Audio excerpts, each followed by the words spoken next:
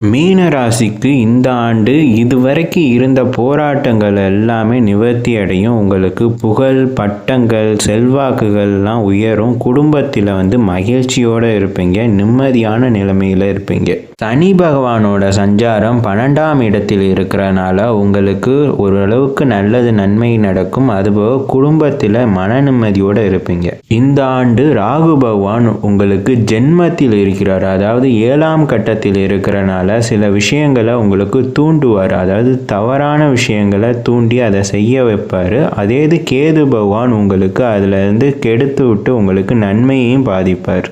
குரு பகவானோட சஞ்சாரம் பூர்வ புண்ணிய ஸ்தானத்தில் இருக்குது. அதனால உங்களுக்கு பூர்வ புண்ணியத்து மூலமாக லாபமும் ஏற்படலாம். அதே இது விரயமும் ஏற்படலாம். இருப்பினும் அவர் உங்களுக்கு உடல் உபாதைகள் வராமல் பார்த்துப்பார்.